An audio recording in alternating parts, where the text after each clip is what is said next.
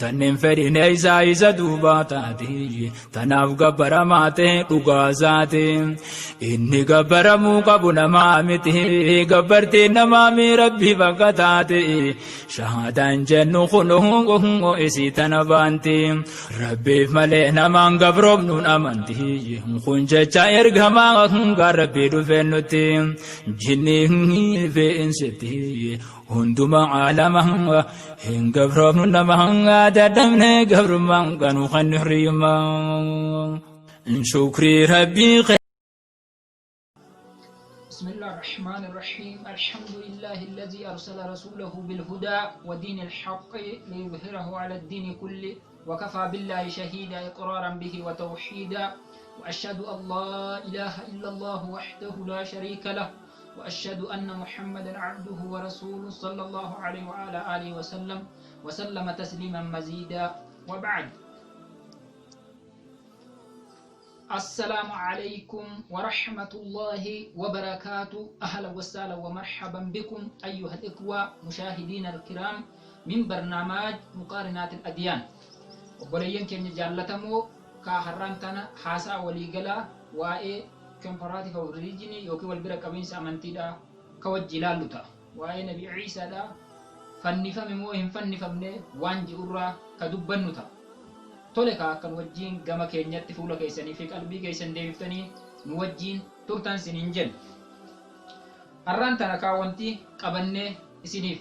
dhiyaanne mata duree Nabi Iisaan yookiin Yesuus Kiristoos dhuguma cubbuu yookiin immoo dilii dhala namaa dhiquudhaaf yookiin namarraa haquudhaaf fannifame yookiin ajjeefame waan jiru waliin laal. Akka warri kiristaanotaa jedhanitti Waaqayyo yookiin Waaqni Rabbiin subhaanahu wa ta'ala tokkicha ilma isaa dhala namaatiif ilma namaatiif jecha qalmaaf qopheesse yookiin immoo dilii namaa dhiquuf jecha ajjeefame jedhan. Kunikaa waan harkitee sammuu namaatitti ulfaatu fudhachuu yookiin immoo illoojikaal ta'e. Mataan Iisaa dura kaleessa immoo akkuma laalle dhalli namaa kamuu harkitee cubbuu karaa Aadamiin dhalate jedhan har'a immoo inni cubbuu dhiquuf dhalate jedhan inni Maariyaam irraa dhalate Maariyaam immoo ilma namaa ta'u wajjin isinis namootuma cubbamtootaan dhalatan san taati. Garuu immoo dhalli namaa akka cubbuu malee sabiyyiin kamuu cubbuu irraa bilisa yookiin immoo dilii irraa bilisa ta'ee dhalatu jannatatti yookiin immoo mootummaa waaqatitti irra aanaa fi itti dhiyoo ka ta'e sabiyyii yookiin nama amma dhalate akka ta'e ilaallee jirra. Akka islaamatti ilaalchi islaamaa daa'imni tokko maatii kiristaanaa keessaa haa ta'u, maatii waaqeffataa keessaa haa ta'u, maatii musliimaa keessaa haa ta'u, maatuma kam fedhe keessa yoo dhalatee jee osoo harkitee sabiyyummaan jirutti yoo duutitti dhuftee kadu'u taate amantii karaa rabbiin irratti uume irratti akka du'etti hubanna jechuudha. Carraa warra jannataa ta'uu ni kajeelama, araaramas ni gaafatamaaf jechuudha. Haa ta'u immoo akka warra kiristaanaatti cubbuu qabama jedhamee akka ilaalamu laallettume. Kuni haa ta'u har'a karaa mata duree keenyaa waa'ee Nabi Iisaan nuuf jecha fannifame kajeelu laalla jechuudha. Waa'ee kanaa jalatti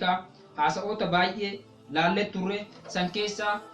waa'ee waaqaa laallet turre yookiin immoo Rabbi subhaanahu wa ta'ala Baayibil keessa akkaataa itti jiruu fi akkaataa Qur'aana keessa jiru akkaataa immoo hubannoo waliigalaa laallet turre waa'ee Baayibilii fi Qur'aanni kamtu harkitee kitaaba Rabbiitii waan jiru laallet turre waa'ee immoo ilma waaqaa waan jiru laallet turre waa'ee ergamtoota laallet turre. Har'aan tanas mata duree kana kara keenyaa deebitanii akka nu hordoftan siniin jenna.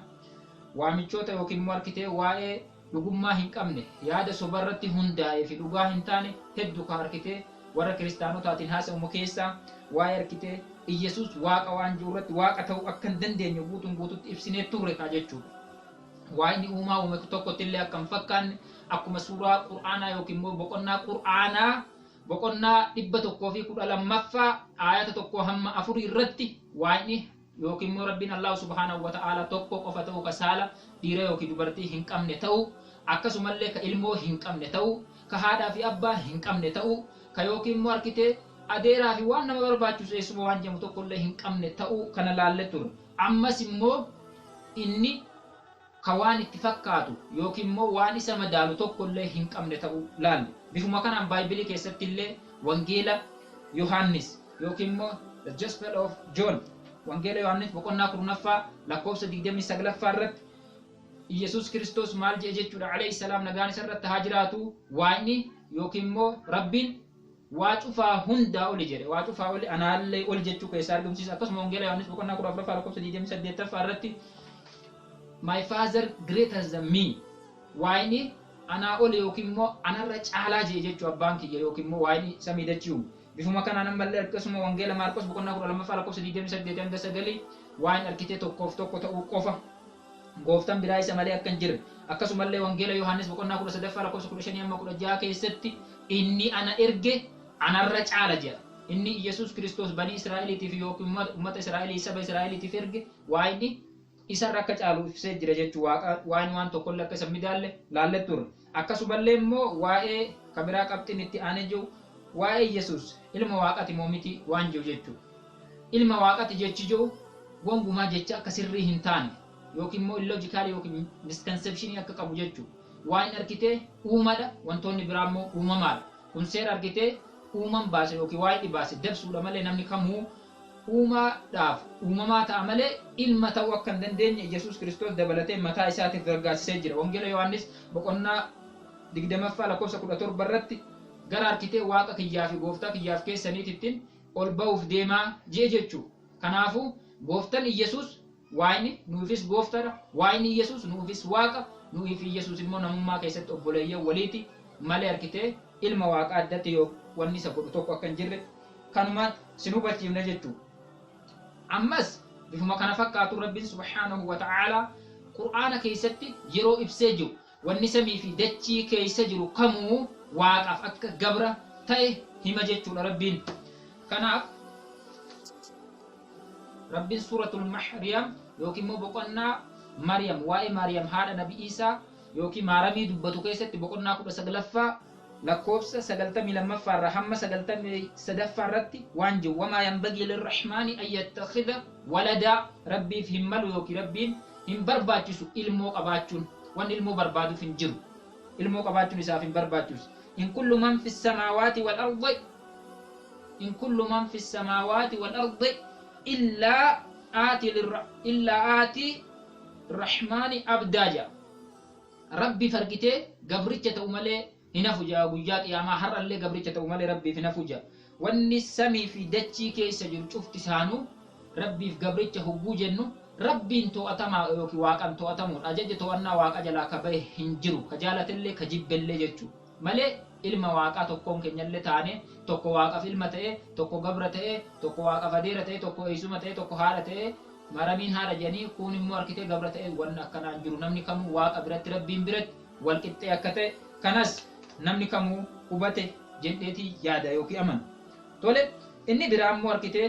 waa'ee gooftaa Yesuus gooftaadha waan jiru Yesuus gooftummaa dhugaa ka gabbartii yookiin immoo ka waaqeffamuu san hin qabu na waaqessaa waan hin ji'iniif jechuu inni haa ta'u gooftummaa kabajaa akkuma doktora kabajaa jedhan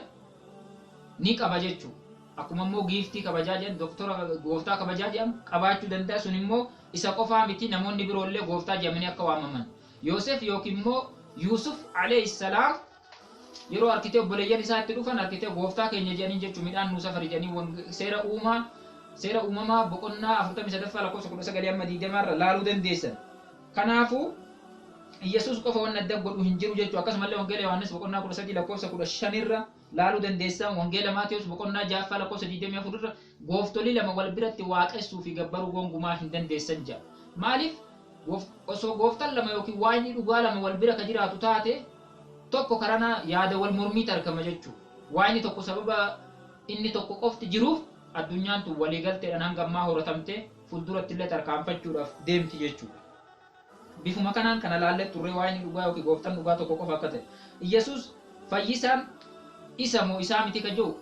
kitaabuma Matsaaf Quddusii keessatti The Book of Isaiah yookiin immoo macaafa Isaayyaas raajichaa boqonnaa 43 lakkoofsa 11 irratti waa'ee sana duwwaa qofatu jira fayyisaan illee anuma qofa jedha. Kanama fayyisu waaqa yookiin Allahu subhanahu wa ta'ala qofa garuu nabiyyoonni Yesuus dabalatee warri isa duraa fi Nabi Muhammad isa boodallee salawaatu rabbi wassalaamu alayhi daandii fayyinaa arkitee diliin itti namarraa dhiqamu karaa jannataa yookiin immoo gannati itti nama waamaa akka turan rabbiin ni dubbata jechuudha subhanahu wa ta'ala.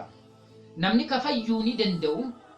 gubbaa namaa kana ijaa fi harka miila doktoroon nama tokko yaalanii fayyisuu danda'an. Keessi namaa onneen namaa summooftee fi dilooftee fi cubbuun guutamte garuu ka fayyitu keessa ofii geeddarachuu yookiin immoo jijjiiratanii kara rabbii deebi'uu toobaa qofaan akka ta'e matsaaf quddusiin illee hojii ergamtoota yookiin immoo the book of acts boqonnaa 9ffaa lakkoofsa 9ffaa irratti keessan geeddaradhaa waan arkitee dilii keessan asiyaati keessan siniif dhiisa jira jechuu malee bishaan nama naquuf waan garagaraadhaan keessa dhiqamuu hin danda'u ebelu naaduu immoo cubbuun irraa haqamaan of goyyoomsuu qofa ta'a jechuu akkasuma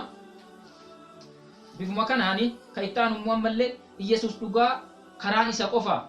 Iyesuus akkuma warri kiristaanota wangeela Yohaannis boqonnaa 14ffaa lakkoofsa 6ffaa irratti inni karaadha ifa dhugaadha jedhan dhugaa Iyesuus karaadha ifa dhugaadhalleedha haa ta'u garuu isa qofaa miti karaa fi dhugaan ambiyoonni warri isa dura ergamtoonni cuftinuu karaadha dhugaadha jireenya karaa daandii rabbiititti nama geessa rabbii fi dhala namaa wal qunnamsiisan kan arkitee matsaaf quddusii wangeela Maatiyos boqonnaa 5ffaa lakkoofsa 17 hamma 20 irratti ani ergamtoota na dura ergaman faallessuudhaaf hin dhufne akkuma isaan daandii rabbiin nama qaceelchuuf hin dhufe seera isaan guutan guutuuf hin dhufe jechuudha. Isaan keessaa namni ilma rabbiiti jedhee himatee hin jiru. Kanaafuu Yesuus illee ilma rabbii ta'uu hin danda'u. Fayyisaan ana qofa jedhee namni himatee hin jiru. Inni illee fayyisaan isa qofa ta'uu hin danda'u. Kanaaf kun kana fakkaata akkasumaa'uu nabiyyoonni cuftunu daandii fayyinaatiif ergamanii Qur'aana keessatti illee akkuma raalle suuratun nisaa yookiin suuraa waa'ee dubartootaa dubbatu boqonnaa 4ffaa lakkoofsa 8ffaa irratti maal jedha wamay yuqa'i rasuula namni ergamaa tole jee jechuu faqad aqaa allaha dhuguma rabbi tole jee namni ergamaa rabbiin erge jala deeme daandii isaa hordofee barsiisaa jala deeme karaa rabbii dhuguma qabate jea akkasumas suuratu aali imraan boqonnaa 3ffaa lakkoofsa 31ffaa irratti namni arkitee rabbiin jaalatta yoo taate ergamaan erge jala deema jee rabbiin dubbate jechuu akkasumallee wangeela Maatiyos boqonnaa 15ffaa lakkoofsa 24ffaa irratti Iyesuus Kiristoos qaceelchaa daandii karaa rabbiitti ummata Israa'el dhamee akka hoolarraa karaarraa maqee ergame ta'uusaa saba Israa'eliitiin malee addunyaa biraatiif akka hin ergamin Baaybiliin ifa dubbata. Tole ka mata dureen namuu ajaa'ibu ammallee mata dureen biraadha. Iyesuus Kiristoos cubbuu keenya dhiquuf dhuguma fannifamee jira waan jedhu wajjin laalla. Iyesuus Kiristoos jalqabumaayyuu ergamaa rabbii akka ta'e hubannee jirra fannifame moo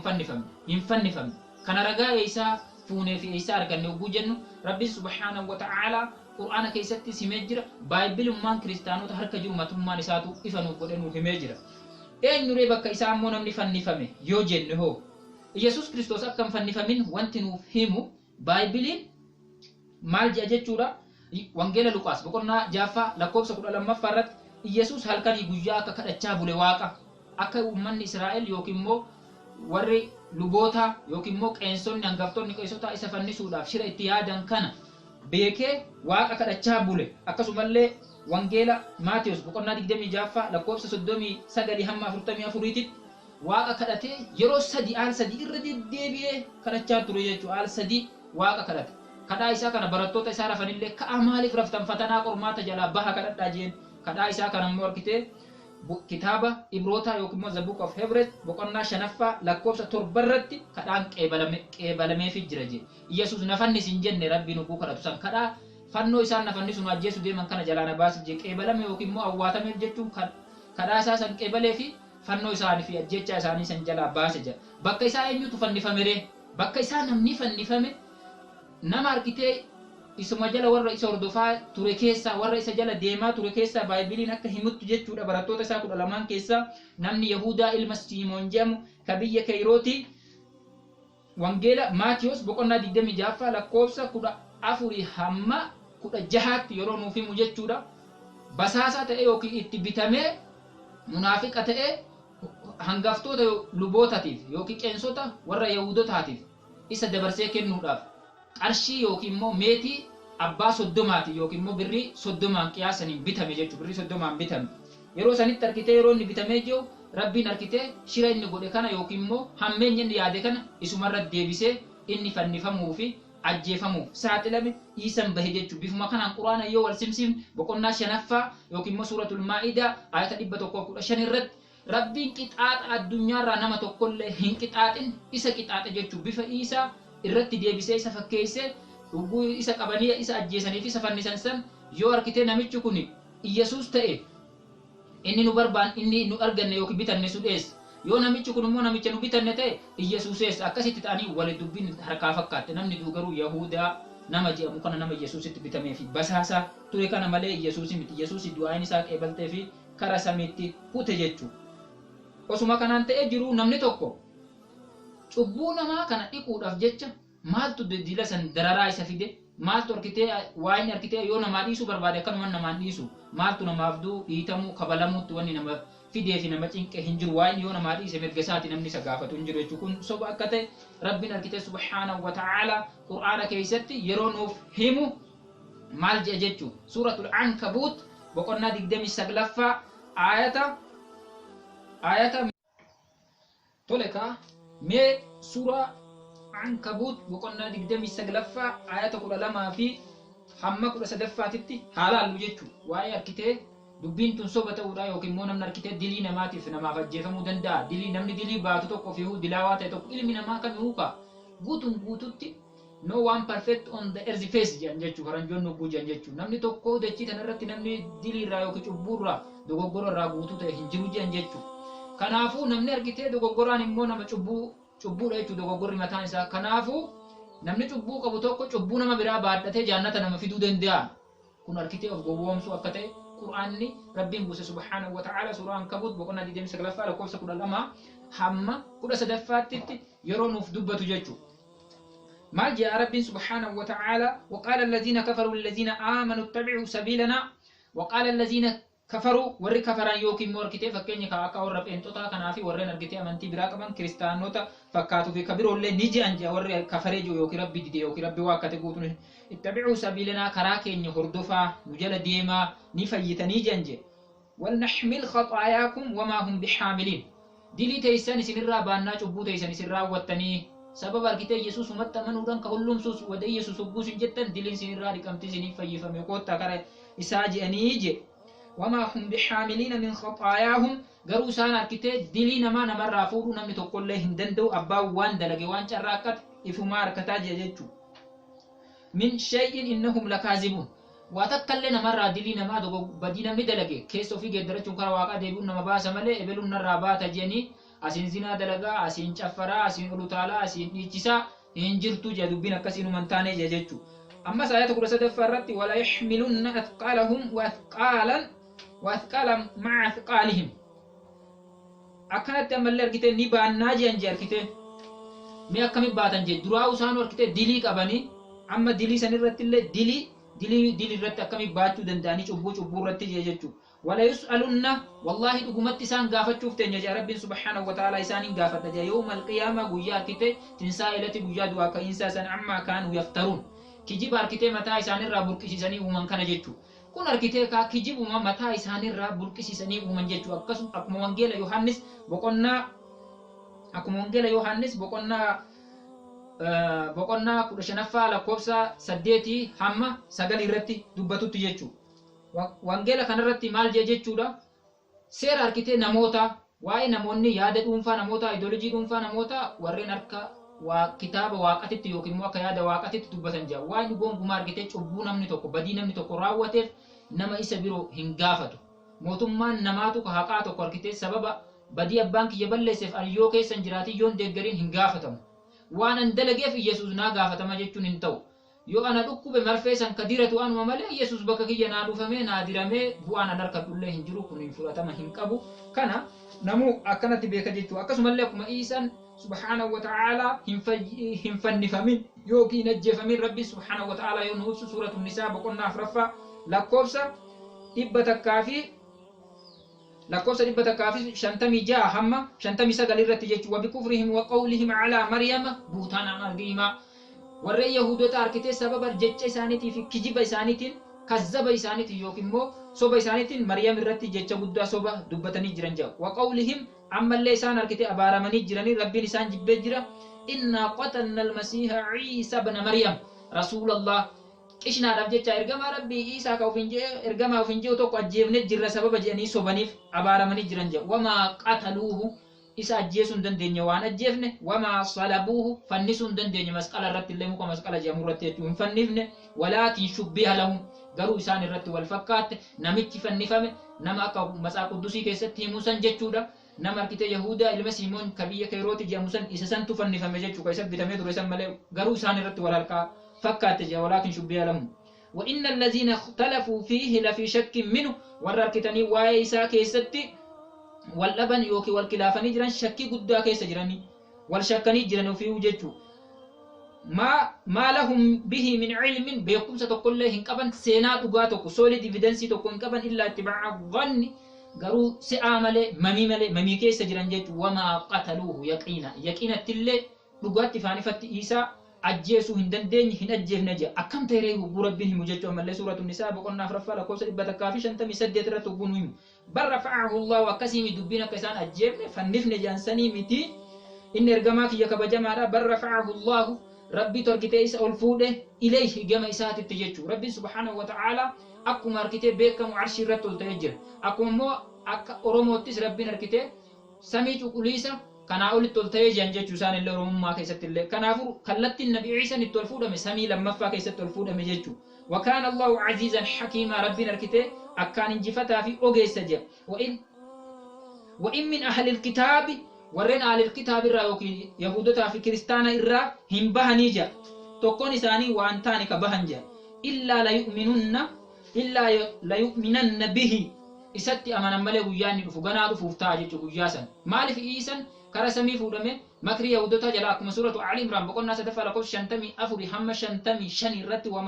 ومكروا ومكر الله والله خير الماكرين وإذ قال الله يا عيسى إني متوفيك أي منيمك ورافعك إلي ومطهرك من الذين كفروا وكم ربي جيجتو وليس فودا سرفسي على ترفتون على لب جرتون قامك في رؤيته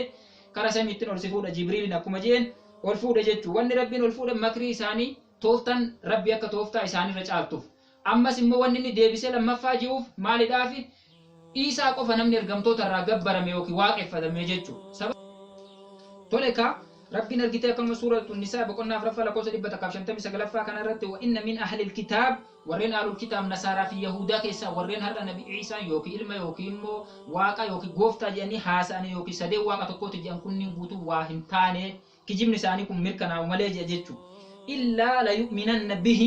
إساتي أمنا ملي ويا نبي عيسى سميدا رفسا كجيب إساني مركنيسو سبب إني واقع فتاميف واقع إني واقع فتامون كن أكسري إنتاني ها مركنيسو ربين قام سن إسا قد إرجع جتشوكو قيامن ديات ويا ديات مسنا ركتة إساتي أمنا ملي دعامو كتو كجالة الله همبان جتشو قبل موتي أسوء إندوين دور نبي عيسى اللي ندوا يقدوا يجي بودا مدينة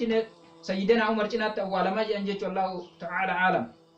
ويوم القيامة يكون عليهم شهيدا ويا قيام اللسان الرت رقابة ورا هرانتنا إلما أبا سدي واقع تكوجن إيسا أكا فدني كجيبا كان إرئيس الركان رقابة هجا أكا سمسلو فين سنبي عيسى ربي سبحانه وتعالى سورة الزخرف بقولنا فرتمي سدفا لكو سجاتمي توقف وإنه لعلم للساعة إني نبي عيسى أفون يوكيمو يسوس كريستوس بيا سوريا كيست مقالة ديمسكو كيست أفون إساكوني ما نركسي سجار كته mallattoo yookiin immoo alaamaa qiyaamaa yookiin immoo tinsaa'ilaatiin dhiyaachuu nama agarsiisaa jedha malee waan biraati miti ni jiraata amma torbaaf waan dhiyaatu eegasii booddee ni du'aa jechuudha. Kana akkasuma wangeela Maatiyos keessatti illee waa'ee kanaa ni dubbata jechuudha. Waa'ee kanaa akkamitti dubbata wangeela Maatiyos boqonnaa torbaffaa lakkoofsa 21 irraa hamma 23 yoo laaltanii jettan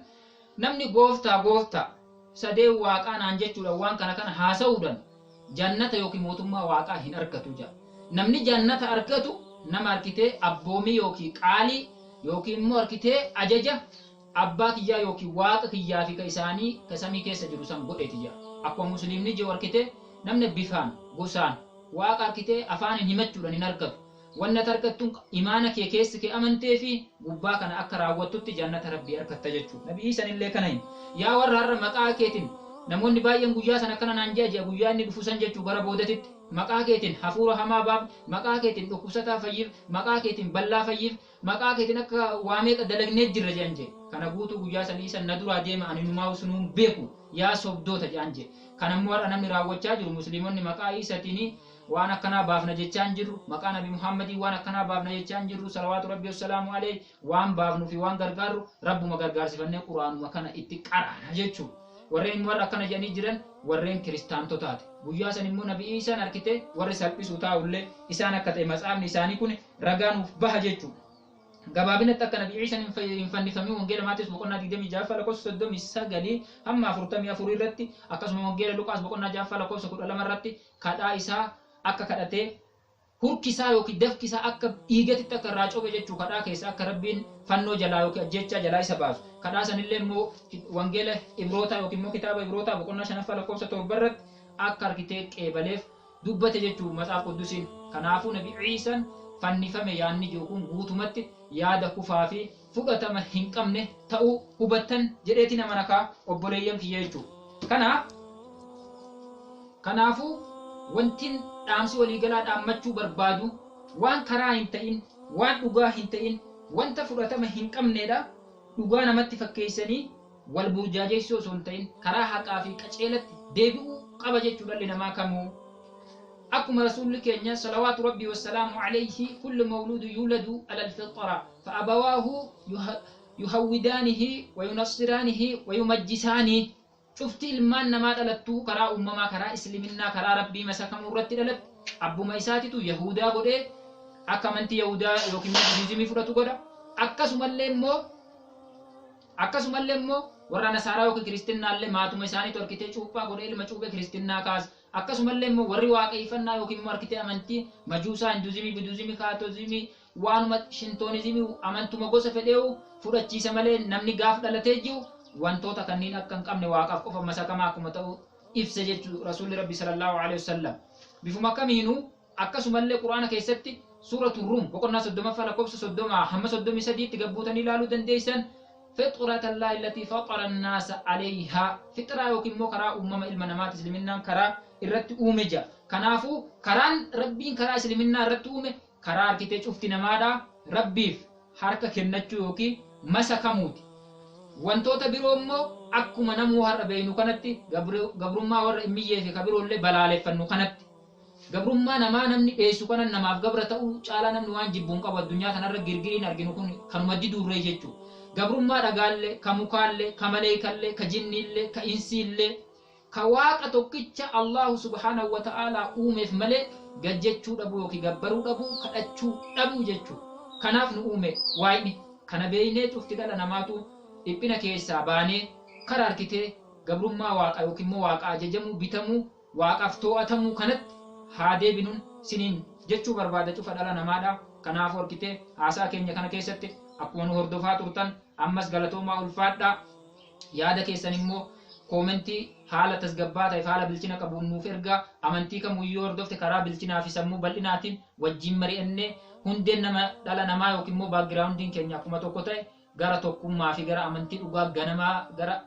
amantii Aadam yookiin Addaam Rabbiin irratti uume sanitti haa deebinu siniin jedha. Waan nu dhageeffatanii ulfaadhaa galatoomaa. Ammas nu jajjabeessa nama tokkommoo arrabsuudhaaf xiqqeessuudhaaf hin dubbanne wanti nuti as keessa dubbachaa turre waan kitaabni yookiin dookimentiin abbicha harka jiru dubbatuuti. Haqa abbaa jalaa hin maysinu jechuun nuti wanni nu dubbannuuf haqa namichi harka jiru ifa baasudha. Namni immoo haqa barbaadu amantii haqaa daandii haqaatti akka dhufu barbaanneti. Kanaafuu waan nu hordofaa turtaniif galatooma ulfaadha. Wajazaakumullahu khayran wa ahsana ilaykum. Assalaamu alaykum wa rahmatullahi wa barakaatu. Like, share, subscribe gochuun chaanala keenya nu jajjabeessaa ulfaadha. Fayyaa ta'aa isiniin jenna cufti dhala namaa ilmaan Oromoo dabalatee sabni dhala namaa asirra jiraattu kamuu fayyaa nu ta'i. Hey there. Subscribe to my channel. And also press this bell icon.